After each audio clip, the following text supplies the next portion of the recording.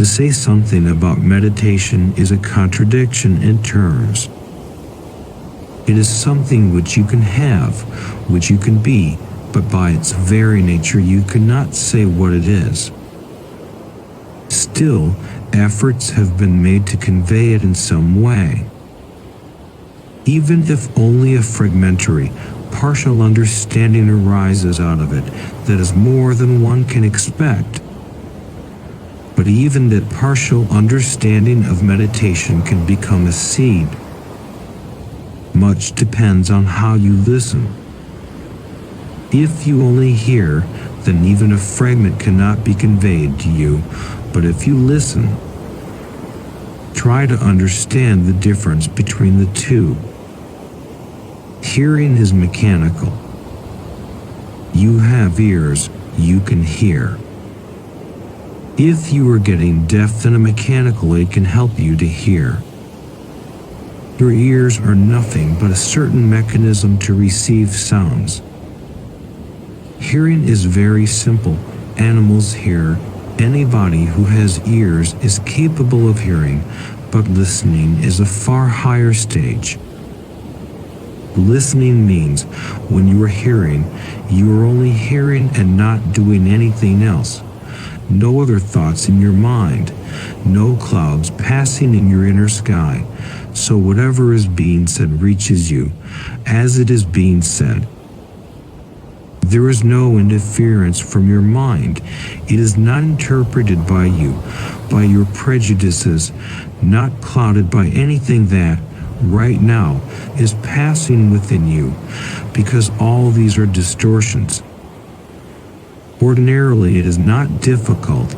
You go on managing just by hearing, because the things you are hearing concern common objects. If I say something about the house, the door, the tree, the bird, there is no problem. These are common objects. There is no need of listening. But there is a need to listen when we are talking about something like meditation, which is non-object at all. It is a subjective state. We can only indicate it. You have to be very attentive and alert, then there is a possibility that some meaning reaches you. Even if a little understanding arises in you, it is more than enough, because understanding has its own way of growing. If just a little bit of understanding falls in the right place, in the heart, it starts growing of its own accord.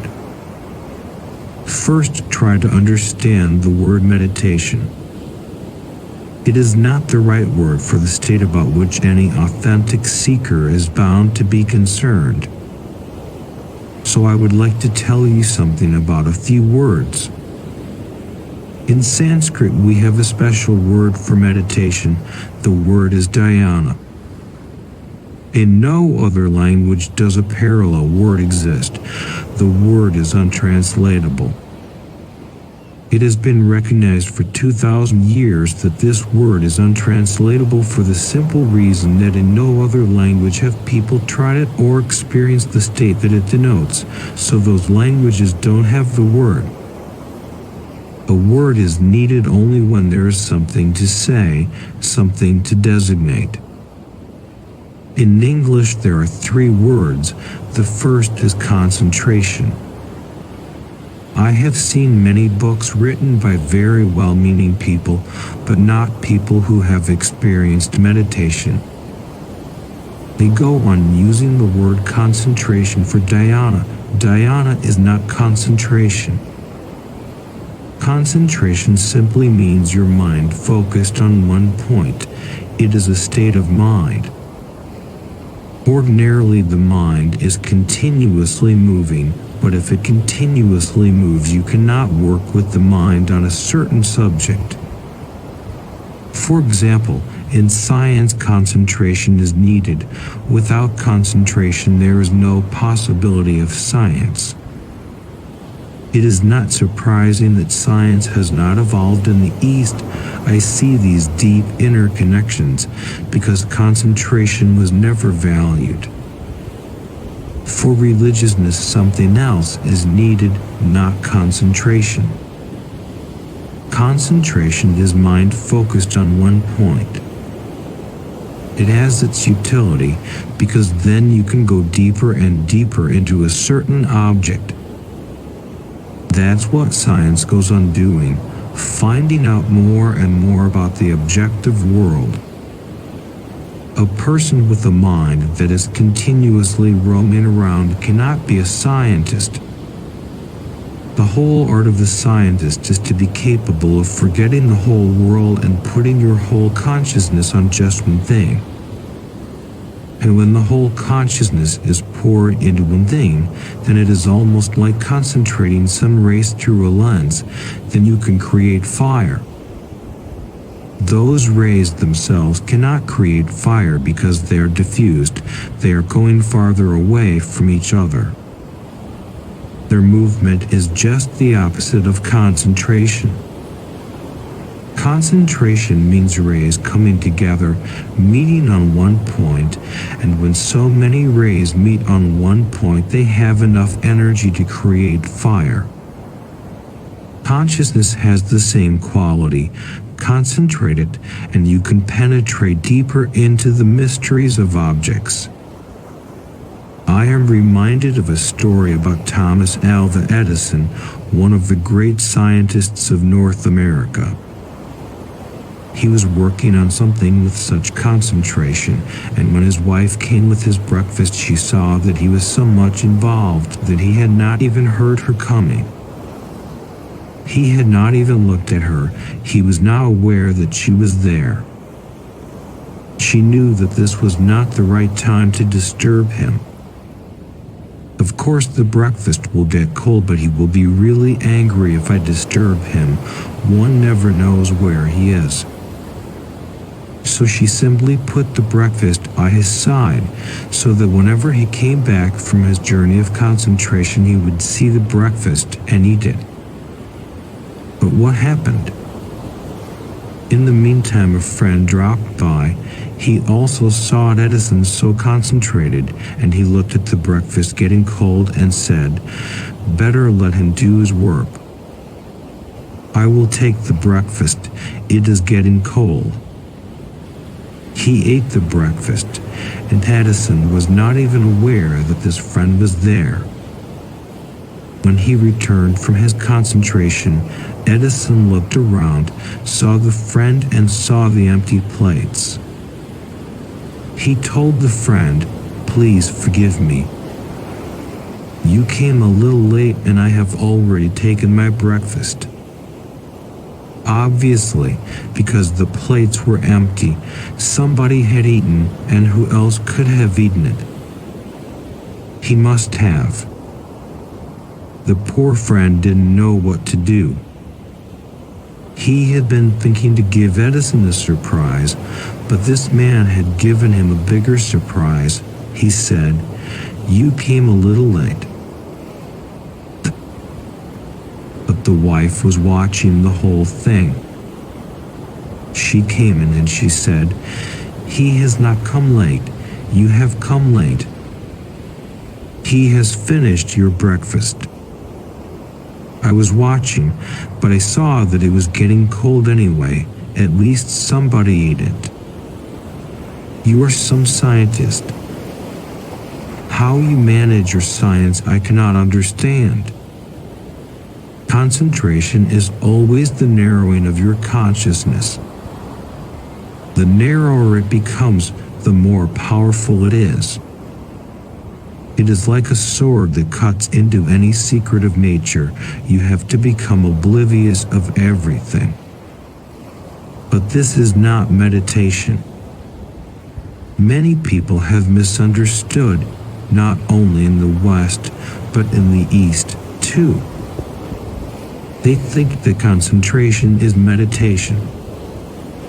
It gives you tremendous powers, but those powers are of the mind.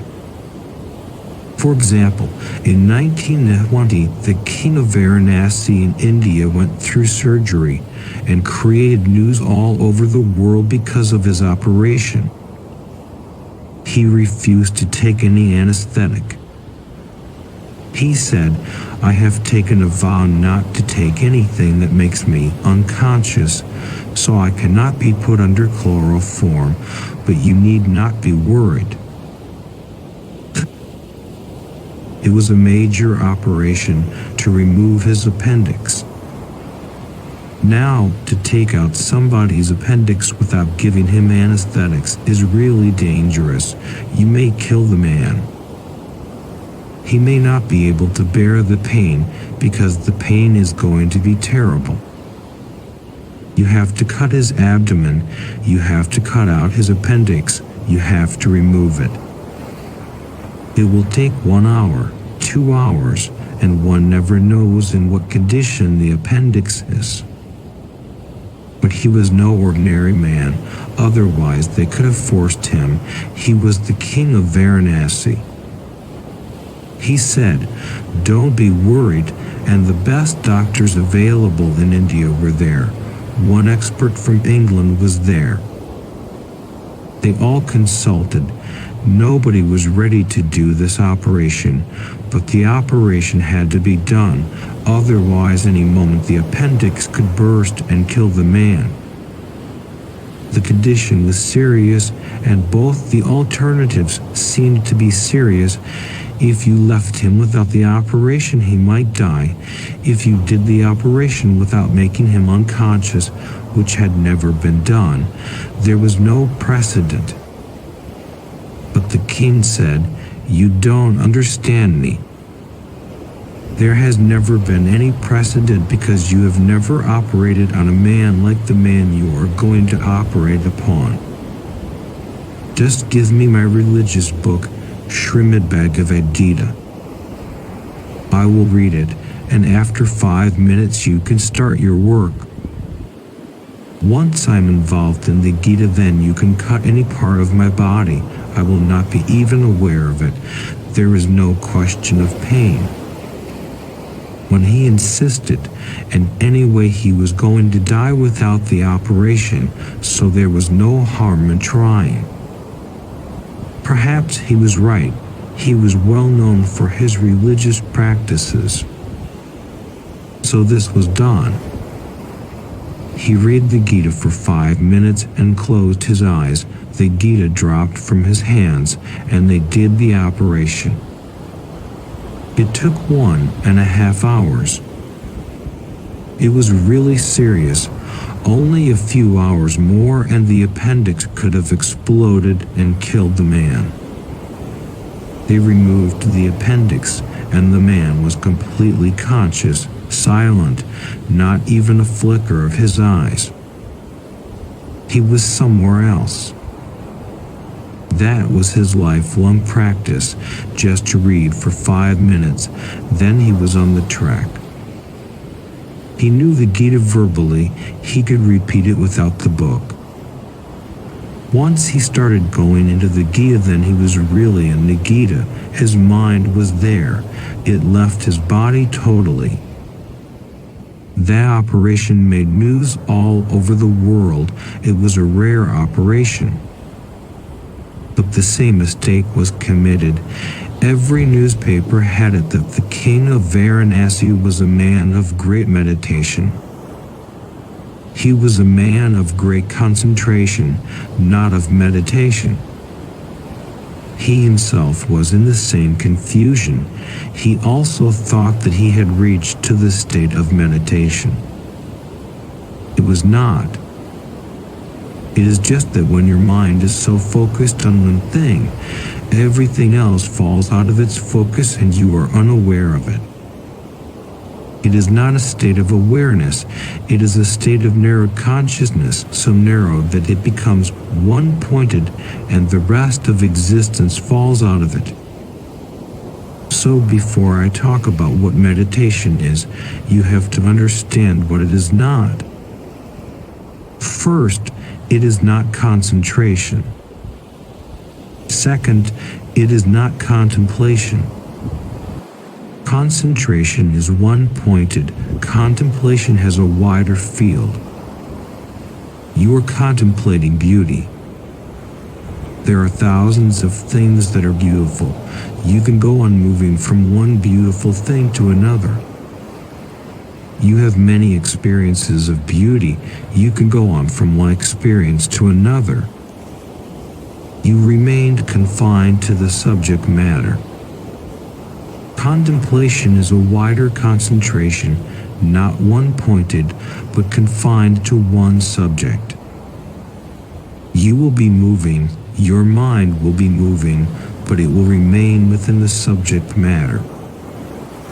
Science uses concentration as its method. Philosophy uses contemplation as its method. In contemplation also you are forgetting everything else other than your subject matter. The subject matter is bigger and you have more space to move.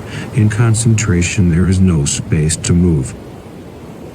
You can go deeper and deeper, narrower and narrower. You can become more pointed and more pointed, but you don't have space to move around. Hence, scientists are very narrow-minded people. You will be surprised when I say this. One would think that scientists would be very open-minded. That is not the case. As far as their subject is concerned, they are absolutely open-minded. They are ready to listen to anything contrary to their theory and with absolute fairness. But except in that particular matter, they are more prejudiced, more bigoted than the ordinary, common man, for the simple reason that they have never bothered about anything else. They have simply accepted whatsoever society believes in. Many religious people brag about it. Look, he is such a great scientist, a Nobel Prize winner, and this and that, and yet he comes to church every day. They forget completely that it is not the Nobel Prize winning scientist who comes to the church. It is not the scientist who comes to the church, it is the man without his scientific part who comes to the church. And that man, except for the scientific part, is far more gullible than anybody else, because everybody is open, available, thinks about things.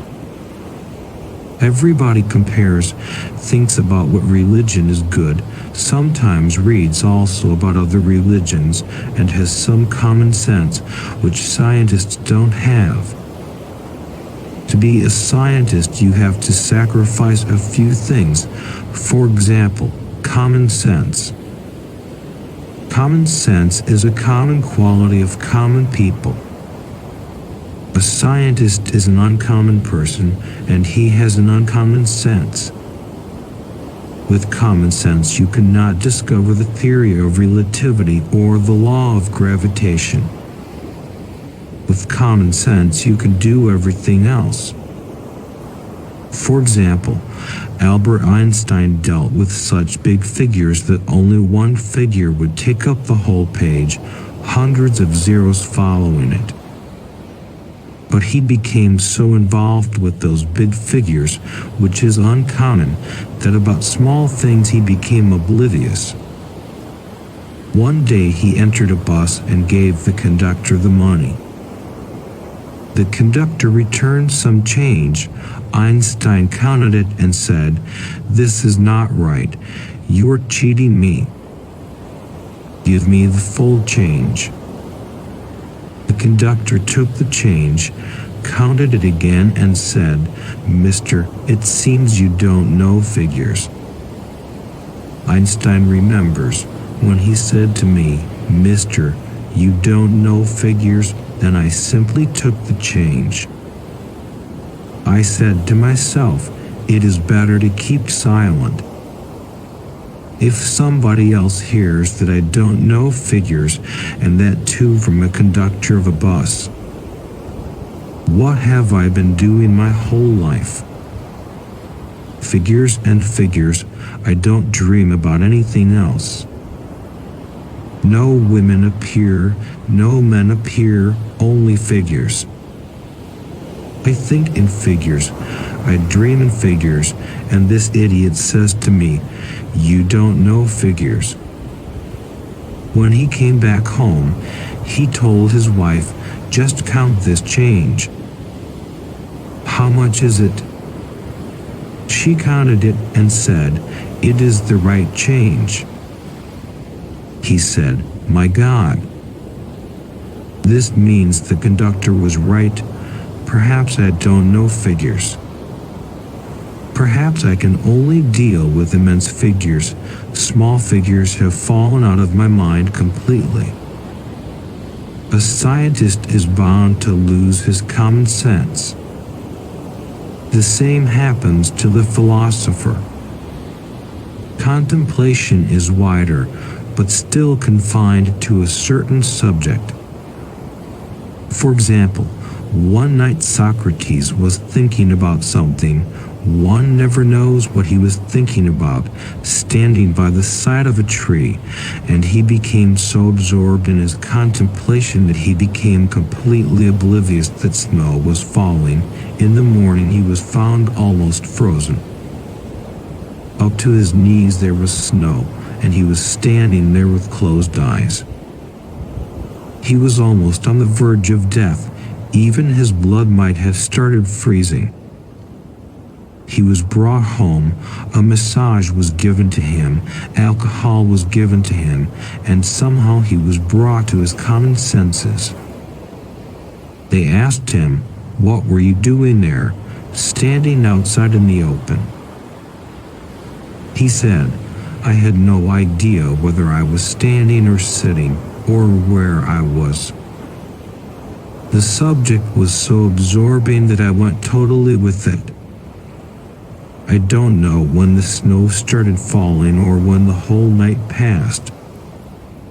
I would have died, but I would not have come to my senses because the subject was so absorbing. I was still unfinished. It was a whole theory, and you have awakened me in the middle. Now I don't know whether I will be able to get hold of the unfinished theory. It is just like you are dreaming and somebody wakes you up. Do you think you can catch hold of your dream again by just closing your eyes and trying to sleep? It is very difficult to get back into the same dream. Contemplation is a kind of logical dreaming. It is a very rare thing. But philosophy depends on contemplation. Philosophy can use concentration for specific purposes to help contemplation. If some smaller fragments within the subject need more concentrated effort, then concentration can be used. There is no problem. Philosophy is basically contemplation, but it can use concentration as a tool, as an instrument, once in a while. But religiousness cannot use concentration. Religiousness cannot use contemplation either, because it is not concerned with any object. Whether the object is in the outside world or the object is in your mind, a thought, a theory, a philosophy, it doesn't matter. It is an object. Religious concern is with the one who concentrates, with the one who contemplates. Who is this one? Now, you cannot concentrate on it. Who will concentrate on it? You are it. You cannot contemplate it because who is going to contemplate? You cannot divide yourself into two parts so that you put one part in front of your mind and the other part starts contemplating. There is no possibility of dividing your consciousness into two parts. And even if there were any possibility, there is none. But just for argument's sake, I am saying if there were any possibility to divide your consciousness in two, then the one that contemplates about the other is you. The one being contemplated is not you. The other is never you. Or, in other words, The object is never you. You are irreducibly the subject. There is no way to turn you into an object. It is just like a mirror. The mirror can reflect you. The mirror can reflect everything in the world, but can you manage to make this mirror reflect itself? You cannot put this mirror in front of itself. By the time you put it in front of itself, it is no longer there. The mirror itself cannot mirror itself. Consciousness is exactly a mirror. You can use it as concentration for some object. You can use it as contemplation for some subject matter. The English word meditation is also not the right word, but because there is no other word, we have to use it for the time being till Dhyan is accepted in the English language, just as it has been accepted by the Chinese, by the Japanese, because the situation was the same in those countries. When, 2,000 years ago, Buddhist monks entered China, they tried hard to find a word which could translate their word Jhana. Gautama the Buddha never used Sanskrit as his language. He used the language that was used by common people. His language was Pali. Sanskrit was the language of the priesthood, of the Brahmins, and it was one of the basic parts of Buddha's revolution that the priesthood should be overthrown. It had no business to exist. Man can directly connect with existence. It need not be through an agent.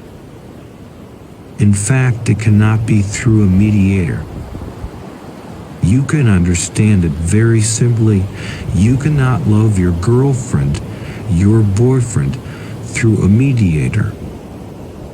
You cannot say to somebody, I will give you $10, just go and love my wife on my behalf. A servant cannot do that. Nobody can do it on your behalf. Only you can do it. Love cannot be done on your behalf by a servant. Otherwise, rich people would not get bothered with all this greasy affair. They have enough servants, enough money. They could just send the servants. They could find the best servants, so why should they bother themselves? But there are a few things which you have to do yourself. A servant cannot sleep for you. A servant cannot eat for you. How is a priest, who is nothing but a servant, going to mediate between you and existence, or God, or nature, or truth? The Pope has even said that this is counted as a sin to try to have any direct contact with God, a sin. You have to contact God through a properly initiated Catholic priest. Everything should go through proper channels. There is a certain hierarchy, a bureaucracy. You cannot just bypass the bishop, the pope, the priest. If you simply bypass them, you are directly entering into God's house. This is not allowed. This is sin. I was really surprised that Pope the Pollock had the nerve to call this a sin, to say that man has not the birthright to be in contact with existence or truth itself. For that, too, he needs a proper agency. And who is to decide the proper agency? There are 300 religions and all have their bureaucracies, their proper channels, and they all say the remaining 299 are bogus. But the priesthood can exist only if it makes itself absolutely necessary. It is absolutely unnecessary, but it has to force itself upon you as something unavoidable. When I received the message that any effort to make direct contact with God is sin, I wondered what Moses was doing. It was a direct contact. There was no mediator. There was no one present. There was no eyewitness when Moses met God in the burning bush. He was committing a great sin according to that Pope the Pollock, who was Jesus' agent. Some agency was needed. He was also trying to contact God directly, praying. And he was not paying somebody else to pray for him. He was praying himself. He was not a bishop, not a cardinal, not a pope. Neither was Moses a bishop, nor a cardinal, nor a pope. These are all sinners according to Pope the Pollock. The truth is that it is your birthright to inquire into existence, into life, what it is all about. Contemplation is theoretical. You can go on theorizing. It also takes away your common sense. For example, Immanuel Kant was one of the greatest philosophers the world has produced. He remained his whole life in one town for the simple reason that any change disturbed his contemplation. New house, new people. Everything had to be exactly the same so that he would be completely free to contemplate. He never got married.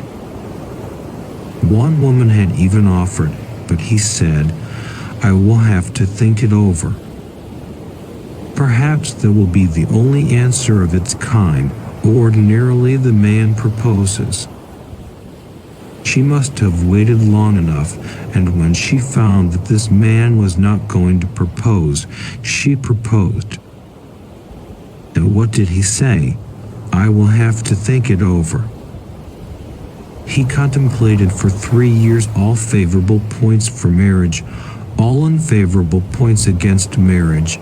The trouble was that they were all equal, balancing, canceling each other. So after 3 years he went and knocked on the door of the woman's house to say, "It is difficult for me to come to a conclusion because both sides are equally valid, equally weighty, and I cannot do anything unless I find one alternative more logical, more scientific, more philosophical than the other. So please forgive me. You can get married to somebody else." The father opened the door. Kant asked about the daughter. The father said, "You have come too late. She got married. She even has one child now." You are some philosopher. 3 years later you have come to give her your answer. Kant said, "Anyway, the answer was not yes, but you can convey to your daughter my inability to find out. I tried hard to find out, but I have to be fair. I cannot cheat myself by putting up only favorable reasons and dropping unfavorable reasons. I cannot cheat myself." Now this man used to go to the university to teach at the exact same time every day. People used to fix their clocks and watches on seeing him. You could be certain, second to second, he moved like the hands of a clock. His servant used to declare, not master, "Your breakfast is ready." No, but master, "It is 7:30. Master, it is 12:30. There was no need to say that it was time for lunch, 12:30, only the time had to be told. Everything was fixed. He was so absorbed in his philosophizing that he became dependent, almost a servant to his own servant, because the servant would threaten him any moment saying, "I am going to leave." And the servant knew that Kant could not afford to let him go.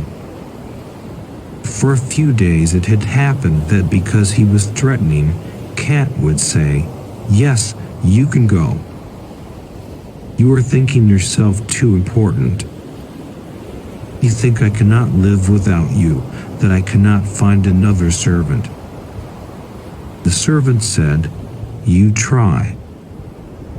But it did not work out with the other servant because he had no idea that the time had to be announced. He would say, "Master, lunch is ready," and that was enough of a disturbance for Kant.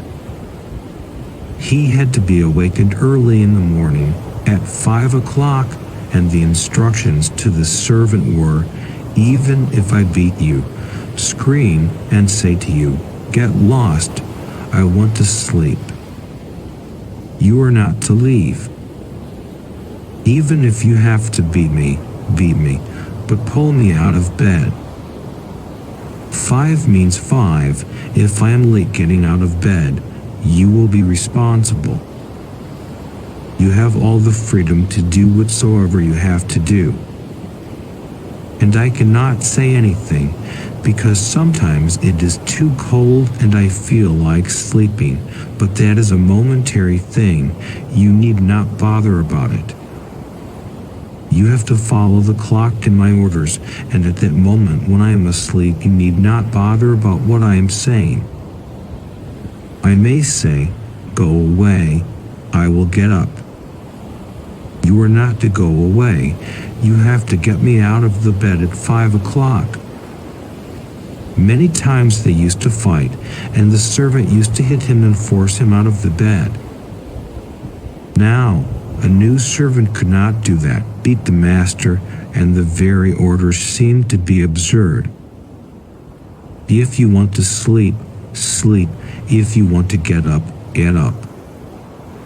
I can wake you up at 5, but this seems to be strange that there has to be this wrestling match. So no other servant survived.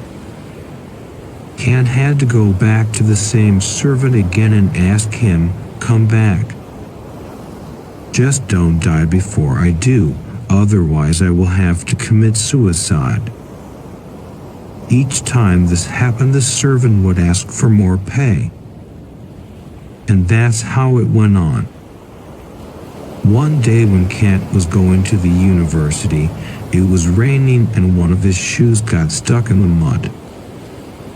He left the shoe there because if he tried to take the shoe out, he would be a few seconds late, and that was not possible. With only one shoe on, he entered the class. The students looked at him. What had happened? They asked, "What happened?" He said, "Just one shoe got stuck in the mud, but I cannot be late. So many people fix their watches and clocks by me. My shoe is not that important. When I return home, I will get it back, because who is going to steal one shoe?" Now these people have lost their common sense. They are living in a different world. And as far as his theoretical world is concerned, Kant is a top logician. You cannot find any flaw in his logic. But in his life, that is just insane. Somebody purchased a house next door, and Kant became sick, very sick. The doctors could not find what the problem was because there seemed to be no disease or infection, but Kant was almost on the verge of death for no reason at all. One of his friends came by and he said, "There is no problem. As far as I see, the house next door has been taken by somebody and they have grown their shrubs so Kant's window is covered." It was part of his absolute timetable that he would stand in the window at the time of sunset and look at the sunset. Now the shrubs have grown too high, they have covered the window. That is the cause of his sickness and nothing else. His timetable is disturbed, his whole life is disturbed. Kant stood up. He said, "I was also thinking something was wrong. Why am I sick? Because doctors say there is no disease and yet I'm on the verge of death. You are right. It is those shrubs. Since those shrubs have grown, I have not seen the sunset. and I have been missing something, but I could not figure out what it was that I was missing. Those neighbors were asked, and they were willing. If just because of those shrubs, such a great philosopher is going to die. They cut the shrubs, and the next day Kent was perfectly okay. His schedule had been disturbed. If it was perfect, then he was absolutely free to contemplate. He wanted life to be almost robot-like, so his mind would be absolutely free from ordinary, mundane affairs. Religiousness is not contemplation. It is not concentration. It is meditation. But meditation has to be understood as dhyana, because the English word meditation again gives a wrong notion. First, try to understand what it means in the English language itself, because whenever you say meditation, you can be asked, upon what? Upon what are you meditating? There has to be an object. The very word has a reference to an object, that I am meditating upon beauty, upon truth, upon God. But you can't simply say, I am meditating. The sentence is incomplete in the English language. You have to say upon what? What are you meditating upon? That is the trouble. Dhyana means I am in meditation, not even meditating. If you come even closer, then I am meditation. That is the meaning of dhyana. So, when in China they could not find any word, they borrowed the word, the Buddhist word, jhana. Buddha used jhana. It is a Pali transformation of dhyana. Buddha used the people's language as part of his revolution because, he said, religion has to use the ordinary, common language so that the priesthood can be simply dropped. There is no need for it. People understand their scriptures. People understand their sutras. People understand what they are doing. There is no need for a priest. The priest is needed because he uses a different language that ordinary people cannot use, and he goes on enforcing the idea that Sanskrit is the divine language and not everybody is allowed to read it. It is a special language, just like a doctor's. Have you ever thought about it? Why doctors go on prescribing in Latin and Greek words? What kind of foolishness is this? They don't know Greek, they don't know Latin, but their medicines and the names of their medicines are always in Greek and Latin. This is the same trick as the priesthood. If they write in the common people's language, they could not charge you as much as they are charging, because you will say, this prescription, you are charging me $20 for this prescription. And the chemist, the druggist, could not charge much money either, because people would know that they could get the same thing from the market for just $1, and you are charging $50. But in Latin and Greek, you don't know what it is. If they write on in, then you will say, are you joking? But if it is written in Greek and Latin, you don't know what it is. Only the doctor or the chemist knows. And their way of writing is also important. It has to be written in such a way that you cannot read what it is. If you can read it, perhaps you can consult a dictionary and find out what it means. It has to be quite unreadable so you cannot figure it out. Buddha revolted against Sanskrit and used Pali. In Pali, dhyana is jhana. Jhana reached China and became Chan. They had no word of their own, so they took the word jhana, but in each language the pronunciation is bound to change. It became chan. When it reached Japan, it became Zen, but it is the same word, dhyana. And I am using the word meditation in the sense of dhyana, so it is not something you meditate upon. In English, meditation is used to describe something between concentration and contemplation. Concentration is one-pointed, contemplation has a wide area, and meditation is a fragment of that area. When you are contemplating a certain subject, there are few things that need more attention than you meditate. That is what in English is meant by meditation. Concentration and contemplation are two poles. Exactly in the middle is meditation. But we are not using the word in the English sense. We are giving it a new meaning totally. I will tell you a story that I have always loved, which will explain what meditation is. 3 men went for a morning walk. They saw a Buddhist monk standing on the hill, and having nothing to do, they just started discussing what that fellow was doing. One said, "As far as I can see from here, he is expecting somebody and waiting for him. Perhaps a friend is left behind and he is waiting, expecting him." The second man said, "Looking at him, I cannot agree with you, because when somebody is waiting for a friend who is left behind, once in a while he will look back to see whether he has come yet or not, and how long he will have to wait. But this man never looks back. He is just standing there. I don't think he is expecting anybody. My feeling is that these Buddhist monks have cows. In India, they have a cow for milk for the morning tea. Otherwise, you have to go to bed for an early morning cup of tea."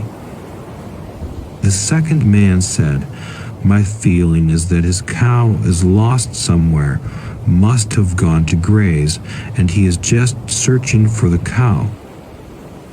The third man said, "I cannot agree, because when somebody searches for a cow, he need not just stand like a statue. You have to move around. You have to go and look from this side and that side. He does not even move his face from side to side. What to say about his face? Even his eyes are half closed." They were coming closer to the man so they could see him more clearly. Then the third man said, "I don't think you are right. I think he is meditating. But how are we to decide who is right?" They said, "There is no problem. We are just coming close to him. We can ask him." The first man asked the monk, "Are you expecting a friend who is left behind, waiting for him?" The Buddhist monk opened his eyes and said, "Expecting? I never expect anything. Expecting anything is against my religion." The man said, "My God. Forget expecting. Just tell me, are you waiting?"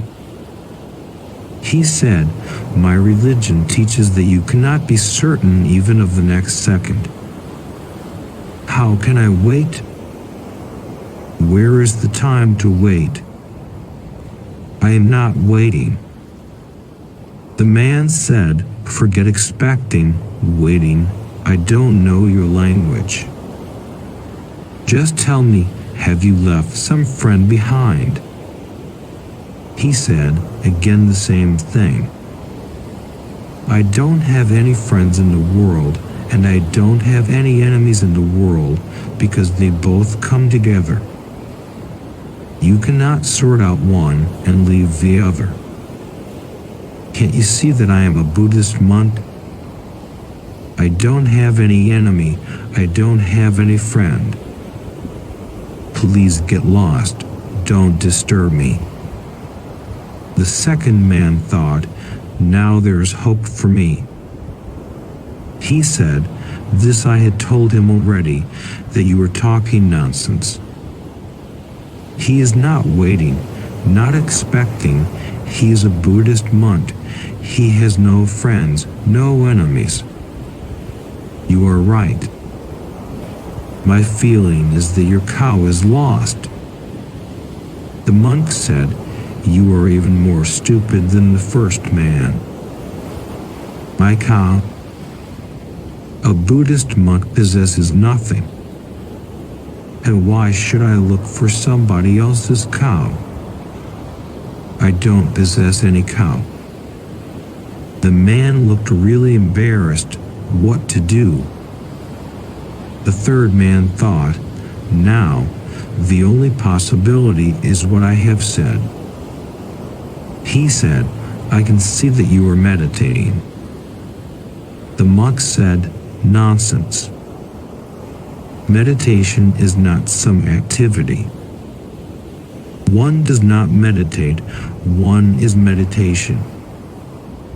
To tell you the truth, so that all you fellows don't get confused, I am simply doing nothing. Standing here doing nothing, is it objectionable? They said, no, it is not objectionable. It just does not make sense to us. Standing here doing nothing. But, he said, this is what meditation is. Sitting and doing nothing, not with your body, not with your mind. Once you start doing something, either you go into contemplation, or you go into concentration, or you go into action, but you move away from your center. When you are not doing anything at all, bodily, mentally, on no level, when all activity has ceased and you simply are just being, that's what meditation is. You cannot do it, you cannot practice it, you have only to understand it. Whenever you can find time for just being, drop all doing. Thinking is also doing, concentration is also doing, contemplation is also doing. Even if for a single moment you are not doing anything and you are just at your center, utterly relaxed, that is meditation.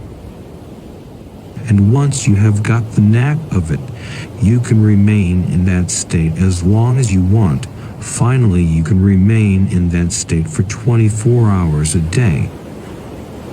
Once you have become aware of the way your being can remain undisturbed, then slowly you can start doing things, keeping alert that your being is not stirred. That is the second part of meditation. First, learning how just to be, and then learning little actions, cleaning the floor, taking a shower, but keeping yourself centered. Then you can do complicated things. For example, I am speaking to you, but my meditation is not disturbed. I can go on speaking, but at my very center there is not even a ripple. It is just silent, utterly silent. So meditation is not against action. It is not that you have to escape from life. It simply teaches you a new way of life. You become the center of the cyclone. Your life goes on. It goes on really more intensely, with more joy, with more clarity, more vision, more creativity. Yet you are aloof, just a watcher on the hills, simply seeing all that is happening around you. You are not the doer, you are the watcher. That's the whole secret of meditation, that you become the watcher. Doing continues on its own level. There is no problem. Chopping wood, drawing water from the well. You can do all small and big things. Only one thing is not allowed, and that is, your centering should not be lost. That awareness, that watchfulness, should remain absolutely unclouded, undisturbed. Meditation is a very simple phenomenon. Concentration is very complicated because you have to force yourself. It is tiring. Contemplation is a little better because you have a little more space to move. You are not moving through a narrow hole that is going to become narrower and narrower. Concentration has tunnel vision. Have you looked in a tunnel? From one side, where you are looking, it is big. But if the tunnel is 2 miles long, the other side is just a small round light, nothing else. The longer the tunnel, the smaller will be the other end.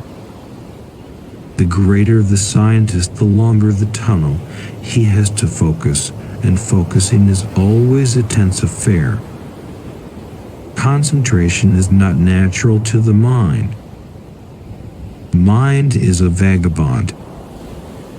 It enjoys moving from one thing to another. It is always excited by the new. In concentration, mind is almost imprisoned. In World War II, I don't know why, they started calling the places where they were keeping the prisoners concentration camps. They had their own meaning. They were bringing all kinds of prisoners and concentrating them there. But concentration is actually bringing all the energies of your mind and body and putting them into a narrowing hole. It is tiring. Contemplation has more space to play around, to move around, but still it is a bounded space, not unbounded. Meditation, according to me, has all the space, the whole of existence available. You are the watcher. You can watch the whole scene. There is no effort to concentrate on anything. There is no effort to contemplate about anything. You are not doing all these things. You are simply there watching, just aware. It is an act. It is not a science. It is not an art. It is not a craft. It is an act. So you have to just go on playing with the idea. Sitting in your bathroom, just play with the idea that you are not doing anything, and one day you will be surprised. Just playing with the idea, it has happened, because it is your nature. Just the right moment. You never know when the right moment is, when the right opportunity is, so you go on playing. Somebody asked Henry Ford, because he had given a statement, "My success is through nothing but catching the right opportunity at the right moment." People either think of opportunities that are in the future, you cannot catch hold of them, or they think of opportunities that have passed. When they are gone and only dust is left on the road, then they become aware that the opportunity has passed. Somebody asked, but if you don't think of an opportunity in the future and you don't think of an opportunity that has passed, how suddenly can you get hold of it when it comes? You have to be ready. He said, not ready, you have to be just jumping. One never knows when it comes. When it comes, just jump upon it. What Henry Ford said has tremendous meaning. He said, you simply keep on jumping. You don't wait, don't bother whether an opportunity is there or not, just go on jumping. One never knows when it comes. When it comes, jump upon it and be done. If you go on looking into the future, wondering when the opportunity is coming, the future is unpredictable. If you wait, thinking when it comes I will catch hold of it, by the time you become aware that it is there, it is gone. Time is fleeting, so fast, only dust will be there. Rather, he said, forget about opportunities, simply learn jumping. So whenever it comes, that's what I say to you, just go on playing with the idea. I'm using the word playing because I am a non-serious man and my approach to religion is non-serious. Just go on playing and you have enough time. Anytime, lying in your bed, if sleep is not coming, play with the idea. Why bother about sleep? It will come when it will come. You cannot do anything to bring it. It is not in your hands. So why bother about it? Something which is not in your hands, forget about it. This time is in your hands. Why not use it? Lying in your bed on a cold night under your blanket, cozy and enjoying, just play with the idea. You need not sit in the lotus posture. In my approach to meditation, you need not torture yourself in any way. If you love the lotus posture, good, you can sit in it. But Westerners go to India and it takes them 6 months to learn the lotus posture, and they are torturing themselves so much. And they think that when they have learned the lotus posture, they have gained something. The whole of India sits in the lotus posture. Nobody has gained anything. It is just their natural way of sitting. In a cold country, you need a chair to sit on. You can't sit on the ground. In a hot country, who bothers about a chair? You sit anywhere. No special posture is needed. No special time is needed. There are people who think there are special times. No, not for meditation. Any time is the right time. You just have to be relaxed and playful. And if it does not happen, it does not matter. Don't feel sad. Because I am not telling you that it will happen today, or tomorrow, or within 3 months or 6 months. I'm not giving you any expectation because there will become a tension in your mind. It can happen any day. It may not happen. It all depends on how playful you are. Just start playing in the bathtub when you are not doing anything. Why not play? Standing under your shower, you are not doing anything. The shower is doing its work.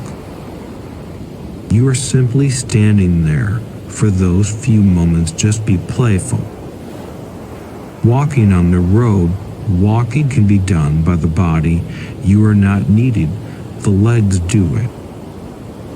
Any moment where you can feel relaxed, non-tense, play with the idea of meditation the way I have explained to you. Just be silent, centered in yourself, and someday, and there are only 7 days, don't be worried. So Monday, Tuesday, Wednesday, Thursday, Friday, Saturday, or by Sunday at least, within 7 days, someday is going to happen. Just enjoy yourself with the idea and play with the idea as many times as you can. If nothing happens, I am not promising you anything. If nothing happens, that's perfectly good. You enjoyed yourself. You played with the idea. You gave it a chance. Go on giving it a chance. Henry Ford said, go on jumping, and when the chance, the opportunity comes, jump upon it. I say just the reverse. You just go on giving a chance to meditation, and when the right moment comes and you are really relaxed and open, it jumps upon you. And once meditation jumps upon you, it never leaves.